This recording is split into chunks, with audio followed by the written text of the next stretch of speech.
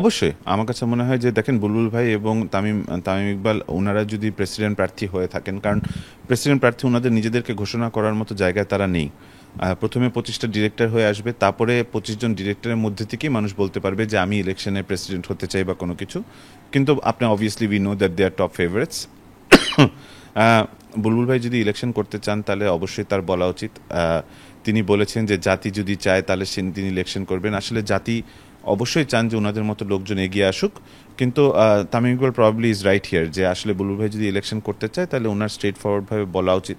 তিনি যদি প্রেসিডেন্টও হতে চান সেটাও ওনার বলা উচিত। এবং আমি তামিমের সাথে 100% এগ্রি করি এই ব্যাপারে।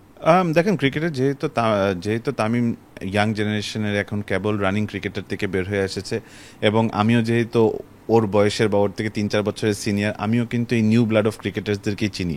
সো আমরা যেহেতু একসাথে মাঠে ঘাটে কাজ করে আসছি, আমার তামিমের সাথে সম্পর্কটা আরও বেশি ভালো। আমি মনে করি যে আমি ওনার সাথে আরও ভালো কাজ করতে পারবো। বুলবুল ভাইয়ের সাথে আমার পার্সোনালি কোনো সময় কথা হয়নি, অবশ্যই উনি ভালো কাজ করছেন। কিন্তু আমাকে যদি চয়েস দেওয়া হয় তাহলে অবভিয়াসলি আমি আমি আমি চাইবো, বিকজ সে আমার ফ্রেন্ডের মতো। আমরা একসাথে অনেক ক্রিকেট নিয়ে কথা বলেছি, কীভাবে করে ক্রিকেটকে ডেভেলপ করা যায়, কীভাবে করে একটা এক্সিলেন্স সেন্টার করা যায়, এবং মোর ইম্পর্টেন্টলি আজকে থেকে শুরু করে 10-12 বছরের ক্রিকেটকে কোথায় নিয়ে যাওয়া হয়, আমাদের মধ্যে অনেক কথাবার্তা হয়। সো যেহেতু কথাবার্তার মধ্যে আমরা একটা সেম পেজে আছি, আমার চয়েস যদি বলেন তাহলে আমি মনে করি যে তামিম হলে ভালো হবে। তাই বলে আমি এটা বলছি না যে বুলবুল ভাই হলে ভালো হবে না, বুলবুল ভাই অনেক ভালো কাজ করছেন।